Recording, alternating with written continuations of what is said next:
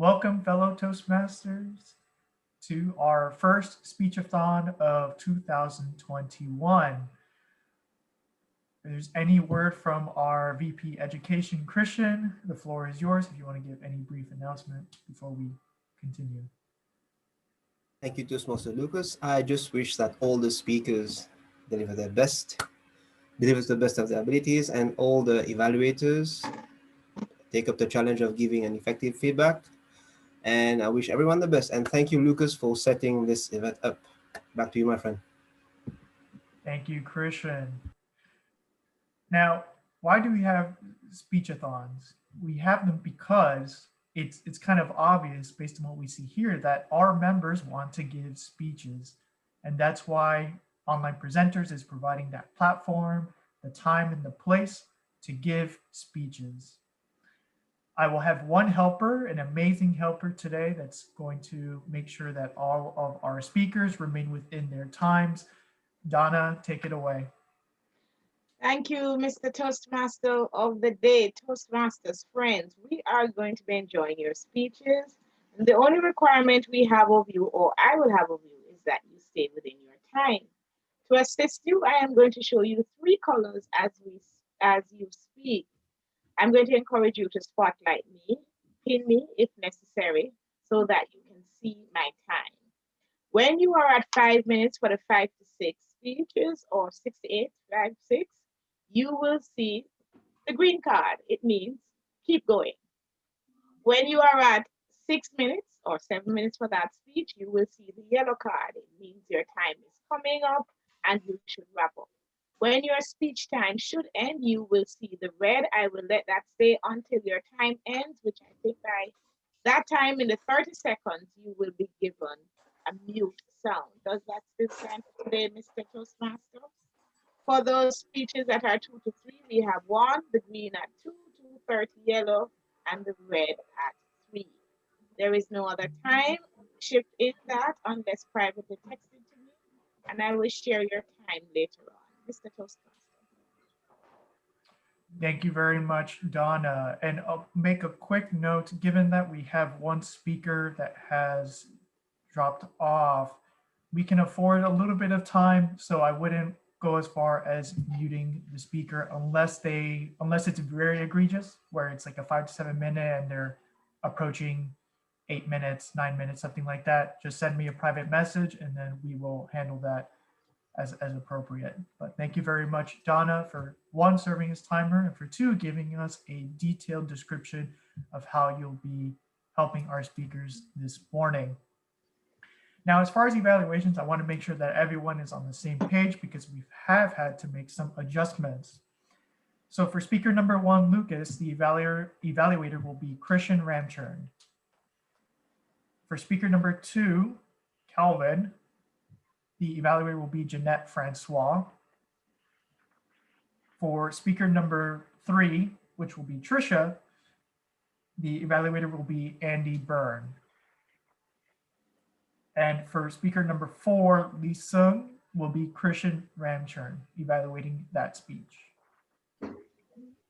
Do any of our evaluators have any questions before we begin?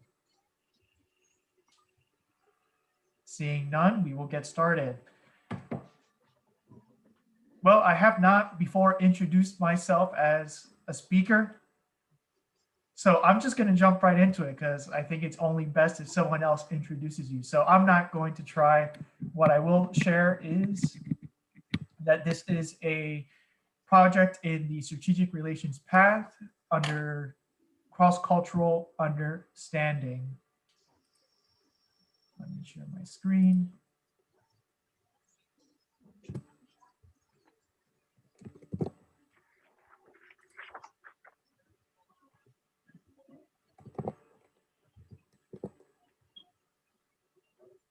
So, Lucas, while you're setting your screen up, may I just introduce the purpose of your speech project? And then I'll introduce you. Would that work? Oh, yeah, you can do that. All right. So my fellow Toastmasters, Lucas Calafell is going to be working from the path of strategic relationships, level 2. The project he's working on today is learning your style. And his speech purpose is for Lukas to identify his own cultural identities and the stereotypes which impact others' perception of him. Without further ado, please welcome Lukas for Miami Misunderstood. Lukas Calafell.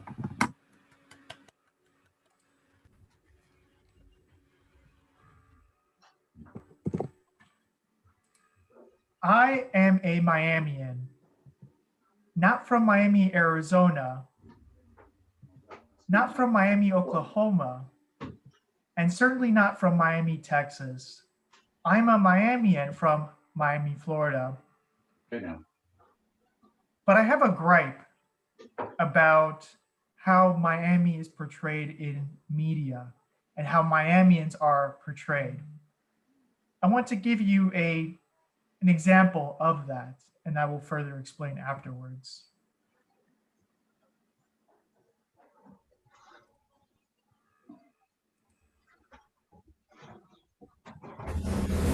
The answer to the question everybody wants to know. LeBron, what's your decision? In this fall, man, it's very tough. In this fall, I'm going to take my talents to South Beach and join the Miami Heat. Miami Heat. That was the conclusion you woke up with this morning. That was the conclusion I woke up with this morning. Why? Now, what that was LeBron James' announcement in 2010 to leave the Cleveland Cavaliers and play for the Miami Heat. What you heard is that he said he's going to take his talents to South Beach. But why South Beach? Why didn't he say he's taking his talents to Miami, which is where the Miami Heat play? To win. If you look at this map, you'll see that everything within the large red circle is Miami. And South Beach is this area over here. Now, LeBron James, from what I was able to find, did not live in South Beach when he came to play for Miami. He lived somewhere down south of Vizcaya Museum and Gardens. The Miami Heat don't play in South Beach. They play somewhere around here in downtown Miami. So there's this portrayal of South Beach as being representative of all of Miami and all Miamians. Why is that? This is a glimpse of South Beach, both from a geographic perspective and just an image of what it looks like. South Beach is known for the celebrity chefs with their restaurants, the nightlife, the clubs, the beach right there, the Art Deco design area. But in the end, it's a tourist trap, overpriced drinks. As you walk along by all the hotels, there's a host trying to get you in there to eat at the restaurant because they have a lunch special. Rent is so high, they need as many customers as possible. So they're hustling, they're trying to get people in. In the end, it's a tourist trap, and Miamians don't necessarily go there every weekend like it may be portrayed or it might be perceived when the media portrays South Beach as being representative of all of Miami or all Miamians. It doesn't end at the media portrayal. The stereotype extends beyond that. It actually has extended to affect me personally. I attended a bachelor party in 2018, and everyone I didn't know everyone there except the groom. But when I got there and when they found out that I was from Miami, my name was no longer Lukas, it was South Beach. And that was accompanied by phrases like, take us to your yacht, take us to your beach house, both of which I don't have. What people assume in many cases is that this is what all Miamians experience. They have the yacht, they have the beach house right by the water. But what they all too often ignore or are not aware of are some of the more negative things associated with Miami.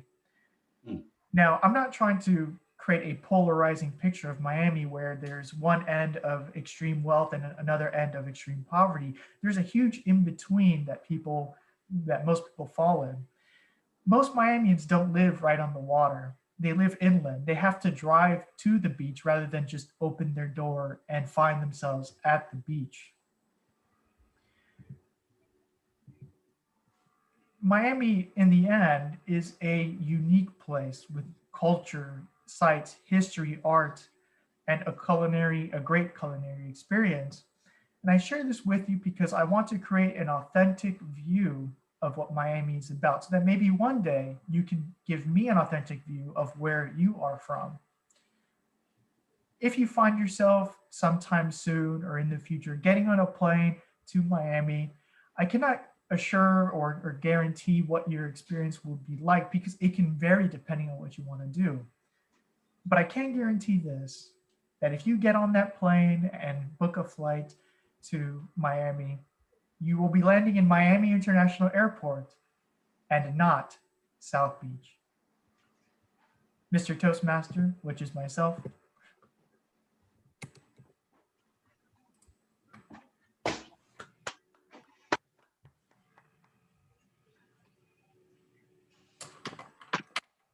Okay.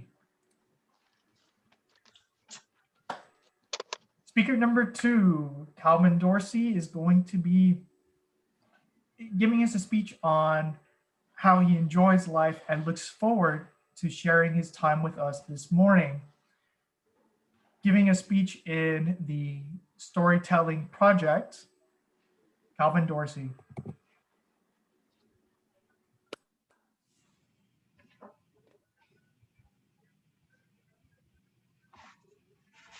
Kids are very curious, and they ask a lot of questions. Sometimes those questions come one after the other, after the other. They make you think. Sometimes they make you smile. And also, those questions make you think about the rest of the story that you didn't share while answering the kids' questions. That scenario looks like this. Mr. Calvin, why is it that when I'm on an airplane and I look outside the window and I see cars and they're just creeping along? Why is that, Mr. Calvin? Well, what happens is when you look at an object a long way away from you, the image crosses your retina very slowly. Young man, that's called motion parallax. Motion parallax. Oh, Mr. Calvin, thank you so much. I got another question. Did you do any fun things as a kid? Sure. We had this one game where we look around the neighborhood, we scour the area to find automobile tires. And we'd race each other to see who could push that tire down the street. We'd rush, and that was a fun game. Oh, Mr. Calvin, that sounds like fun. What else did you do? Well, there were times when we'd find the rim from a bicycle, and we'd take that rim and we'd nail it to a tree, and we'd play basketball. Swish. We had a lot of fun doing that. Wow, Mr. Calvin, did you have a McDonald's and a Walmart? No, we didn't have a Walmart. We had a Woolworths. And I love going to Woolworths and smelling that popcorn and looking at all the toys. Did they have food? Yes, they did. I couldn't eat at the lunch counter in Woolworths because it was segregated. But Mr. Calvin, how'd you feel when you couldn't eat at the lunch counter? Didn't matter to me because my cousin owned a restaurant called Kemp's, and I'd get my burgers there, or I'd go to Turner's Grill, or I'd go to Thick Pins. They didn't want my money, and I didn't want to give them my money. I didn't feel bad at all. Oh, Mr. Calvin. Well, what else did you do? Did you go to the movies? What was your favorite movie? Well, I liked The Lone Ranger and Tonto. It was a Western because I always got the bad guys. And I liked Tarzan because Tarzan could swim and he could swing from tree to tree. I loved it. Mr. Kim, what are you thinking about? I'm thinking about the fact that I couldn't walk in the front door of the movie theater. What? Yes. I had to walk up the fire escape to get into the movie. And I had to walk down the fire escape because Black people couldn't go in the front door. Yes. Did that make you feel bad? It did. Because think about it, when I was your size, that fire escape was dangerous. Sometimes the bolts weren't secure and you put your hands on the fire escape, one of the rungs, and it would shake. Yet you had to walk all the way up the fire escape to get into the movie theater, and then you had to walk all the way back to go home. Wow, Miss Kim, that's bad. Well, I tell you, it's all a part of life. Well, Mr. Kevin, let me ask you this. On January 6th, I saw some people breaking into the Capitol and they were trying to stop people from going to college. No. They weren't trying to stop people from going to college. They were trying to stop the certification of the Electoral College, young man. Oh, that was a bad situation. Very bad. At least 5 people were killed. Over 140 people were injured. For what? People just misbehaving, acting bad, trying to overturn our democracy. That's bad. Yes, it is. That's very bad.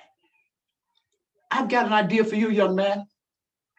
It's called ICE Plus. I've got a big word for you. An acronym is a word that consists of other words. For example, ICE.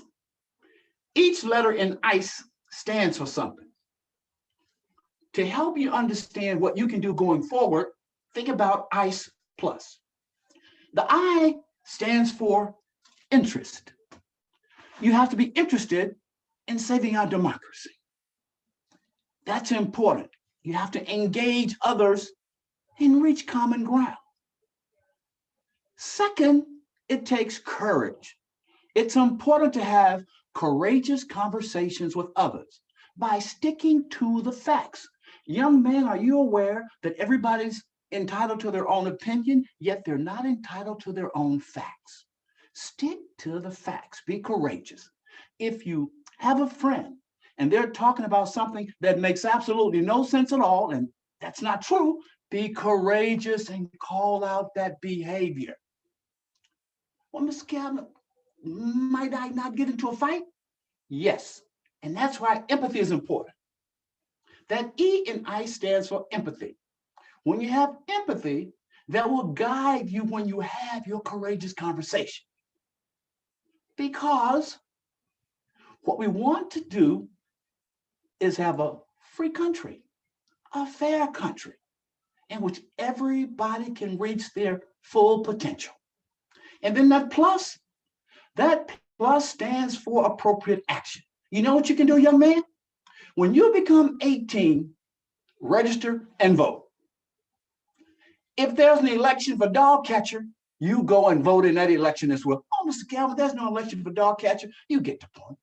The point is, vote all the time. Because when you vote, you will have an opportunity to make a change and tell the rest of the story. Mr. Toastmaster. Thank you very much.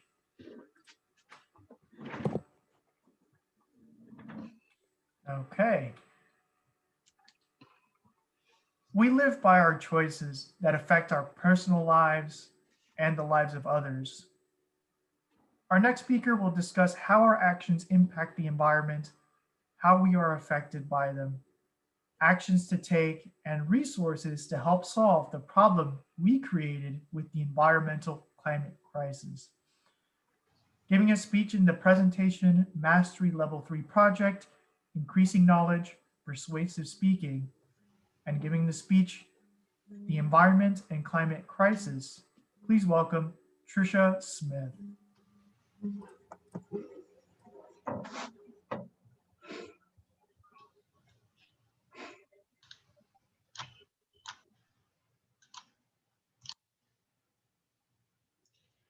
Hello, 911. We have an emergency. We have an environmental climate crisis. I need your help. I need everyone's help. Help! All of our choices that we make on a daily basis affects our environment, ourselves, and the people around us. We each have an individual responsibility and accountability to make this a better world, to clean up our messes, to take care of our planet and make it a better future for everyone. Good evening, fellow Toastmasters friends and guests. I'm Tricia Smith, and I'm going to talk about a topic that I'm very passionate about that affects all of us, the environmental climate crisis. I'm going to talk about three major areas: the problems, how we contribute to the problems, and the actions that we can take to solve the problems. Our actions matter. Where is this happening? It's happening in the United States and around the world. Look around you, it's everywhere. Increasing temperatures, major cold temperatures, major heat temperatures, climate events everywhere, out of season, becoming more common, more drastic, more severe. Who's responsible? What are the factors? What are the causes and effects? We are responsible. Our actions, our lifestyle. We are affecting our own health. We have increased the risk of greenhouse gases in our environment and our atmosphere, chlorofluorocarbons in the ozone layer. We affect our own health, the economy, and the environment. Greenhouse gases is a part of all of the areas of our life, from industry, our businesses, our homes, agriculture, forestry, transportation, even our use of electricity. The magnitude and intensity of the way that this is increasing cannot be ignored, right down to the food we eat and the quality of our food, water, and soil. It's a risk to our health, our economy, and the environment. Many areas need to be concerned about. We can make a difference in many ways, right down to the way that our health is affected. If we are aware of the problem and how it affects us individually, we're more apt to make a choice to make a difference and improve our own situation, circumstance, our health, and our lifestyle, as well as the ability to help others. Extreme temperatures, weather events, air, soil, water quality, the ozone layer, increased natural disasters and weather emergencies, our own health status, infrastructure, agriculture, forestry, ecosystems, and the increased risk of greenhouse gases. These are all about how money can help us to solve these, but our own actions. Have you ever experienced being part of a natural disaster? It's becoming commonplace. Forest fires, house fires, mudslides, tornadoes, earthquakes, hurricanes, floods. There's many areas we can improve. Air pollution, air, water, soil quality, decreasing chemicals and toxins in our life. We have specific areas, cities and residential areas that have individual problems or issues to address. We need to have greener living. We need to improve our health practices. We need to take care of our land and have better cleanup with our waste, with our toxic areas. We need to have better drinking water and waterways. 3 actions that we can take: educate ourselves and others. Get involved on a personal level within your community, within your neighborhood, within your own home, within your own family and friends, and taking those steps to make a difference. On this slide, I've listed some of the ways that I take actions personally to improve my own life, the health of my family, my household, my neighborhood, and even being involved with my own community. Please take a look at these. And in the chat box, if you could please just make a note of how you do one of these things or something not on the list or something that you are going to commit yourself to doing. Do you recycle? Do you use recycled packaged products? Do you compost? Do you garden? Do you reduce your waste? Are you conscious of how much water you use, even when you brush your teeth? Have you simplified your life, determining what's important and has purpose and meaning? We are all self-reflecting during COVID, building up relationships and personal connections, not things. Eating healthy foods, taking care of your mind, body, soul. Practicing a healthy lifestyle, less waste, using alternative energy means.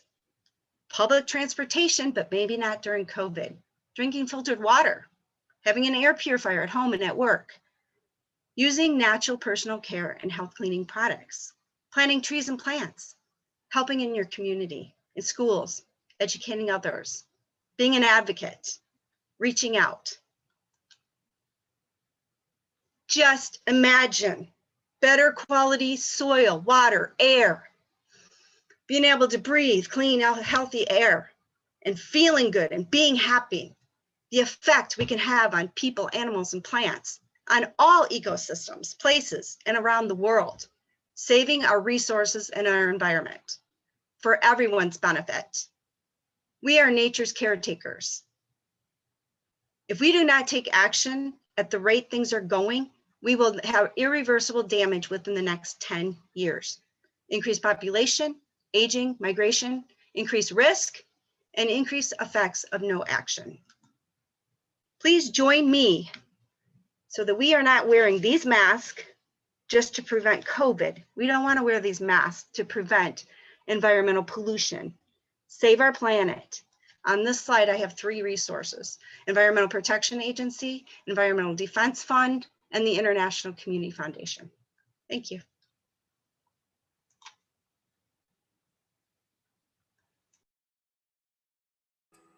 Thank you, Tricia. Before we move on to our final speaker for the Speechathon, I want to confirm the speaker's evaluator. To my understanding, it's going to be a Sil. Is that accurate? Yes, sir. Okay, very well.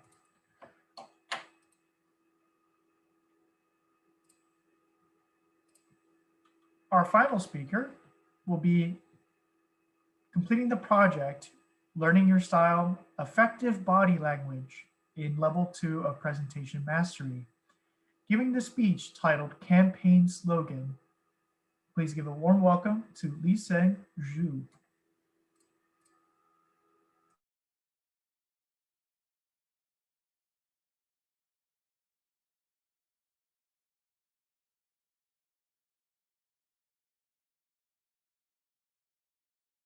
Lieceng, you're on mute.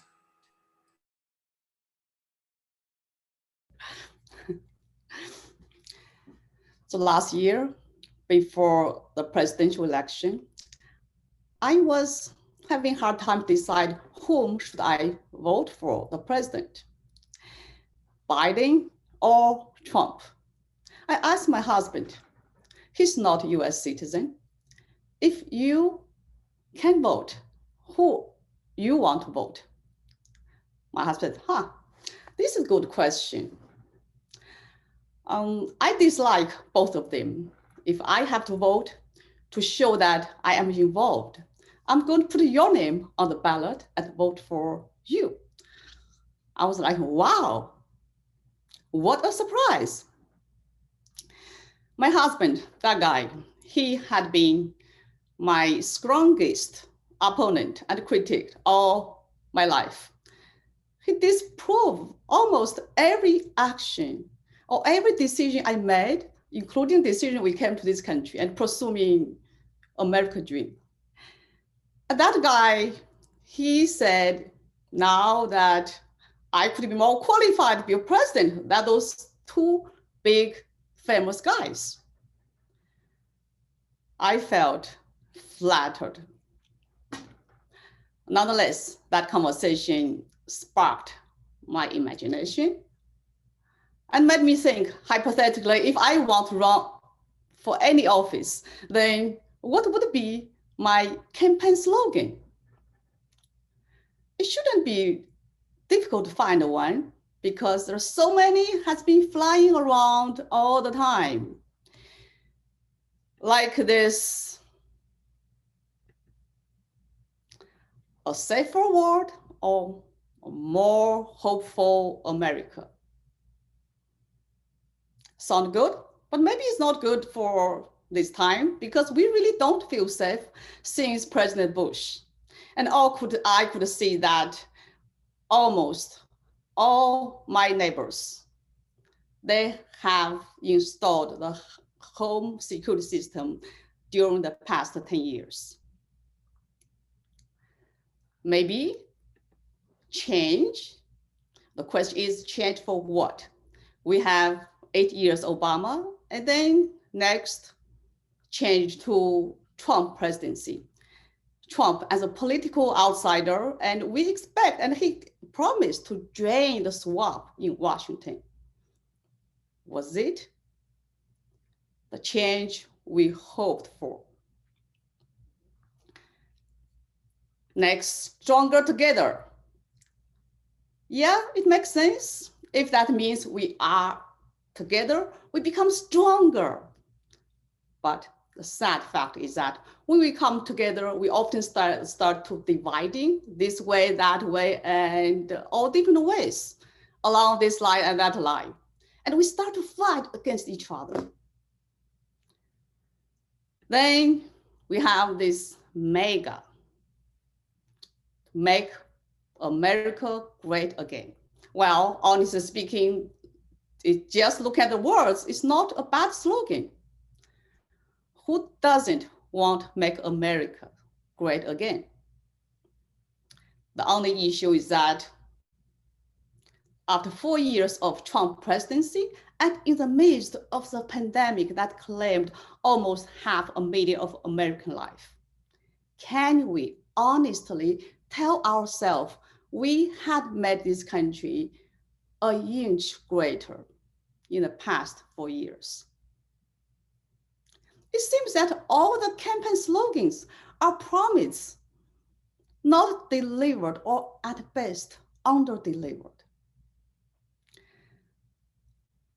Maybe under the new leadership of President Biden, we will be able to achieve greatness and unity and create a better world for ourselves and for our children. Let's just keep our hopes up, for hope at times may be the only thing that can warm our heart during a cold winter. Maybe I should just use hope as my campaign slogan.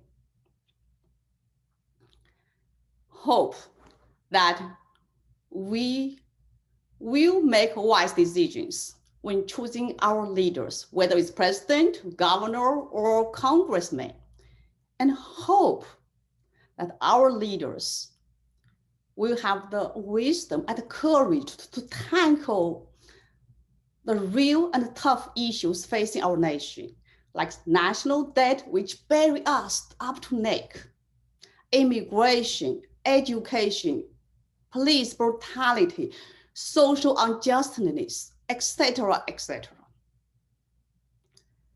And hope that we understand ending of the Trump presidency is not ending of all our problems. Rather, it's the ending for us to use Trump as an excuse for all our problems. And hope that we all know that campaign slogans, they are just words. Sometimes words are but words, however inspiring. Looking forward on our way back to normalcy, back to common sense, and back to the right track to create a greater, a stronger, and safer America. Hope that we understand only hope is not enough. The election of the right leaders is not enough. We, the people, must take the action to hold our leaders responsible and impact meaningful changes right here and right now. Mr. Toastmaster.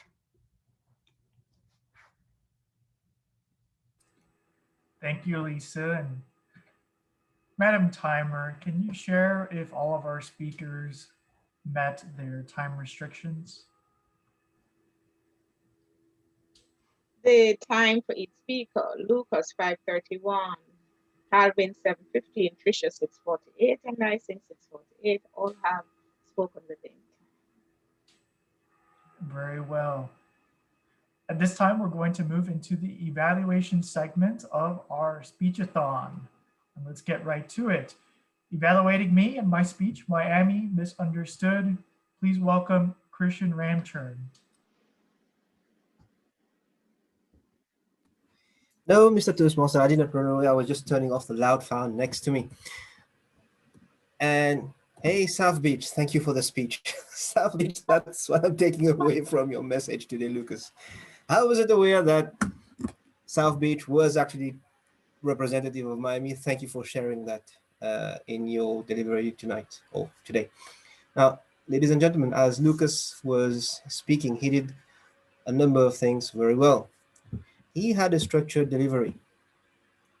Just start where he was using his slides to get me engaged with what Miami is not, and then what the real Miami is.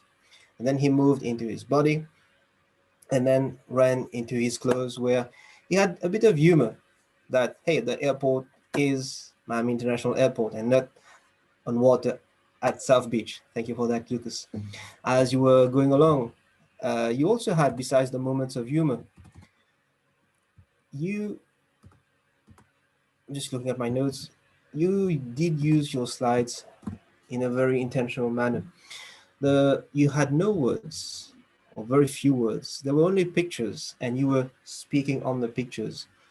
One recommendation I do have is, in some of the slides, from my perspective, there were just too many pictures. Having only one or two pictures would have really allowed me to be more engaged with what you were sharing and connect with your message. Having said that, what I really liked was the use of slides. They were synchronized with your message, with your delivery. That was amazing. That's very difficult to pull, and I think you pulled that off. What I would love to see you do differently is in the following two segments.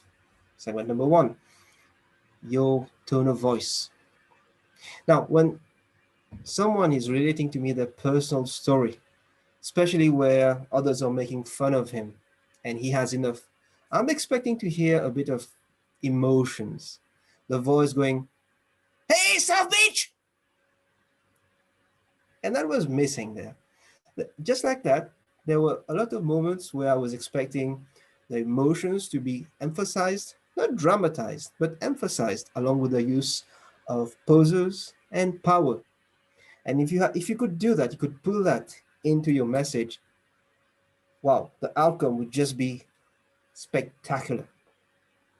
The second element I would have loved to see differently is how you would be using your personal story. The way you started, it was good, but had you started with that personal story and then move into the stereotype, it really would have augmented the audience connect that I was going to have with you. Because the personal story is what makes you feel human and really is going to make me connect with you heart to heart. But having said all that, Lucas, what I enjoyed most of your speech was not only that you met your speech purpose, but the moments of humor that were nicely injected in your delivery. Thank you for the speech, Lucas. I look forward to your next speech. And back to you, Mr. Toastmaster. Thank you, Tricia. And for the benefit of all the evaluators, I forgot to mention, but timing will be 2 to 3 minutes, standard evaluation, and our timer will give the cards at the appropriate time. Our next evaluator is going to be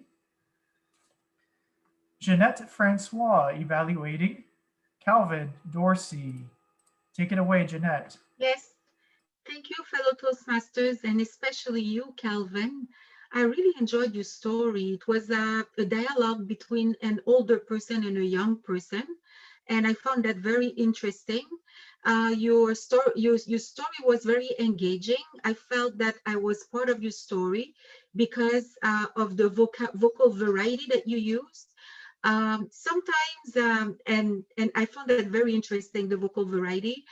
And also your hand gestures, they supported the dialogue, what you were saying. So I found that you excelled at that as well. And also what I would suggest is that when you sometimes your vocal variety was incoherent, and I felt that sometimes you had a higher voice or you had a lower voice. For the adult, it wasn't quite coherent at times. And what I would suggest that when you're doing a dialogue between two people, and if it's a younger person and a younger person, you could have moved from side to side, or like facing each time that you're doing a character, so that you could get into the character. And because it's a child talking to an older person or a younger person, you could even lower yourself just to make the audience more engaged into the characters that you're in. But besides that, it was great. And also what I liked about the structure of your speech, it's like, it not only there was a dialogue, but there was also an action to take at the end. And it was also kind of lessons learned when you talked about the acronym, which is ICE, which stands for being courageous, empathy, and also being interested. I found that very interesting. It was on point. It was well chosen. And also the action, there was a call to action at the end of your story. And the call to action is to vote. So I feel that the elements were there for a very good story. And you did you did an excellent story according to what I think. And I encourage you to probably just apply for storytelling. There are certain things that one must do, but otherwise it was a great speech. I encourage you to do more storytelling like you did today. Back to you, Mr. Toastmaster. Thank you, Jeanette. Our third evaluator will be Andy Byrne, evaluating the speech from Tricia Smith. Andy, take it away.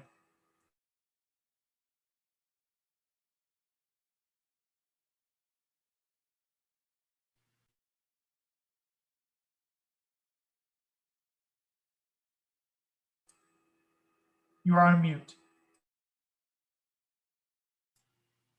Can you hear me now? Yes, we can.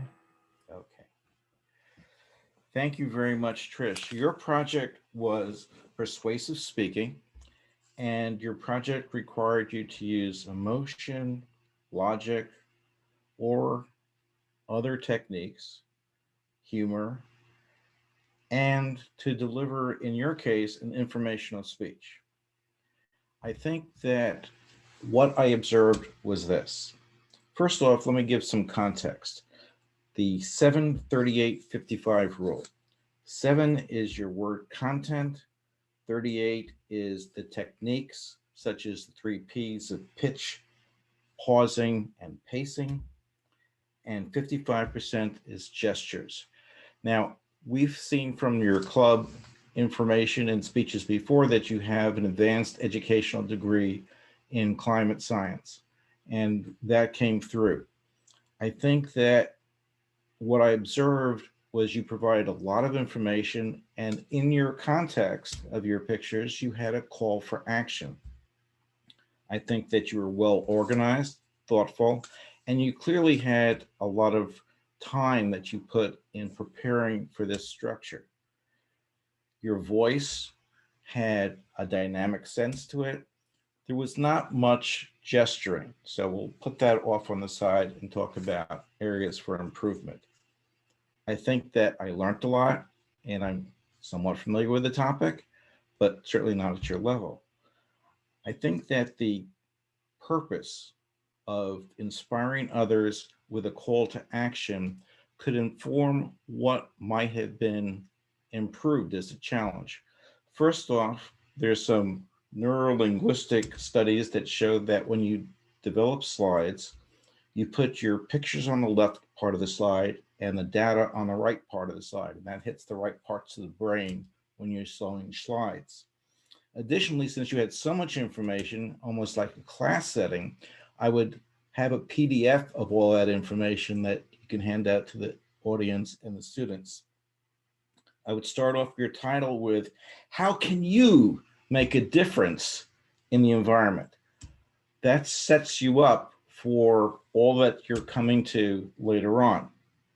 I think that that would also give you an opportunity for doing gestures. We've also learned when you're trying to persuade people that emotions and stories help you in that regard. And you can use some of the techniques that you have with the Zoom. When you're talking about breathing, you could do things that are sort of humorous, such as adding a mask on to help you breathe. You could also have the issue of pictures, like you have the pictures before and after in China where the smog and then smog is lifted. I'll send you more evaluation. Thank you. Thank you, Andy. Our final evaluation will be by Asil Bojanova, evaluating the speech from Lieceng. Take it away, Asil. Thank you, Mr. Toastmaster. Dear Lieceng, thank you for your thought-provoking speech campaign slogan. It's not indeed easy to decide to whom you should vote. Thank you. Fellow Toastmasters and dear guests, the purpose of her speech was to focus on how to recognize body language while you're speaking and how to use gestures to enhance speech contest. Let's find out if she covered the subject.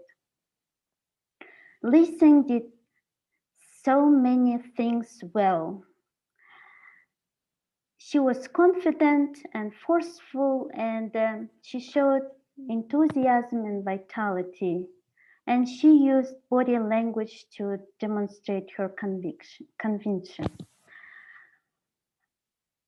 Her gestures conveyed energy and power. Lieceng, you had good body language, but sometimes your gestures were flapping around, and please be aware of that. You might want to use them on purpose, as you did when you said, "We become stronger." You fist pumped and let's keep our hopes up. You used this peace sign. That was really good. You also had a good eye contact by looking straight at the camera, and we felt connected with you.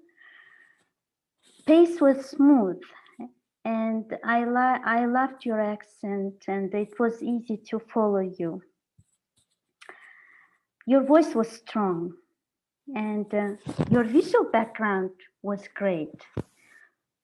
But sometimes I had a hard time to read slogans. You might want to get your pictures a little bit lower so we could read slogans as well.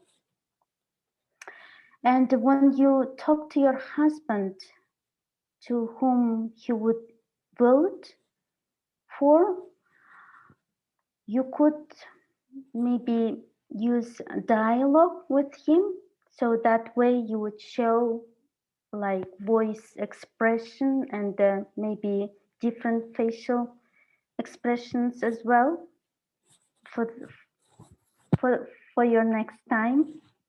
You can use that. But overall, I cannot see the timer. Who is the timer? Oh, okay. Overall, your speech was great. And I really loved all slogans you used and your thoughts about them. Please keep being a great speaker. Back to you, Mr. Toastmaster. Thank you. Thank you, Asil. Andy, clarification that I need in regards to your project. I sent you a message in the chat. You can respond verbally or in the chat because we may have to have one more evaluation. Just let me know.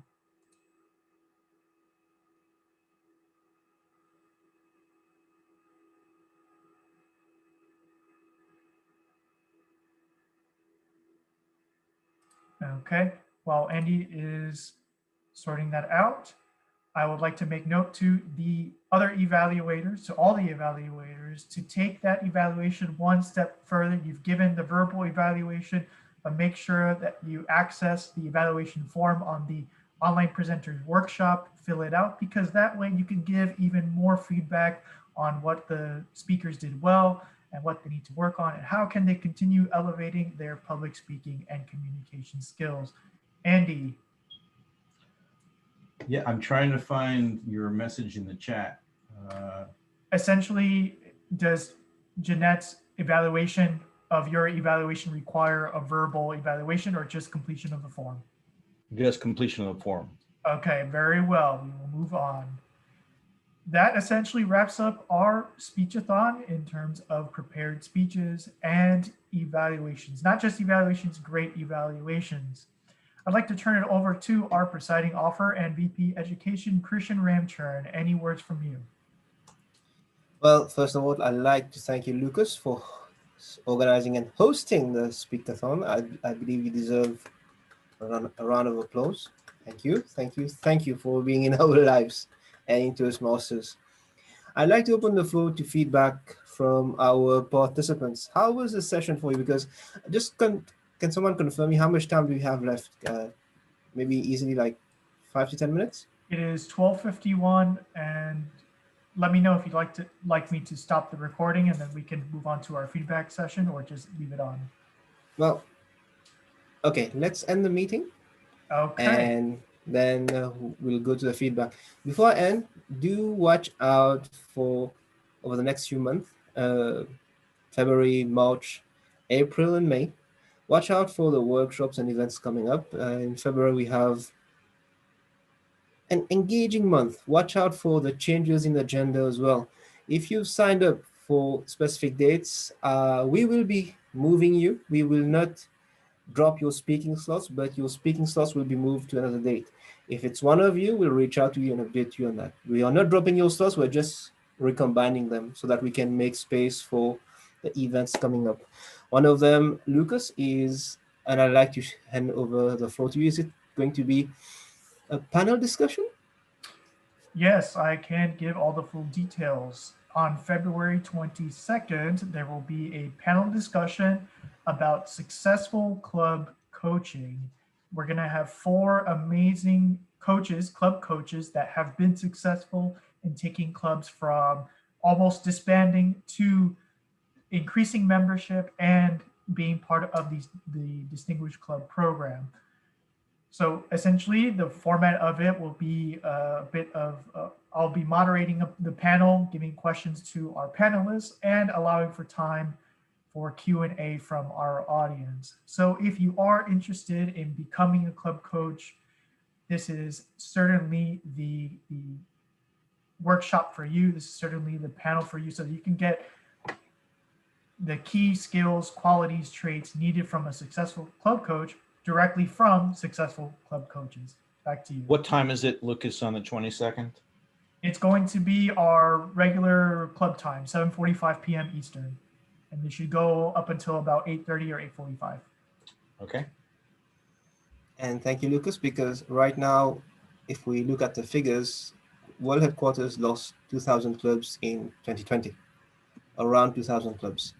And being a club coach right now, especially if you're a member of an online club, Witty Birds, online presenters, you're the leader in terms of what a Toastmasters can achieve online. So this is the right moment to be a club coach, to go and serve others, and at the same time, work towards your pathways DTM, because it is one of the requirements to be a pathways DTM. So thank you, Lucas. The other event we have on February is on a Saturday, the last Saturday of the month. I think it's the 27th. We're going to have a workshop by Fuzzy Gotraco that is confirmed. Do sign up for it, and it's going to be lots of fun, especially if you've attended Fuzzy Gotraco's segment on the 5th of December at the VTM Con. It's lots of fun. On this, I'm going to end the meeting before I get your feedback. How was the Speachathon? Thank you for being here. Thank you for taking time out of your Saturday and being with us. And see you in a couple of days.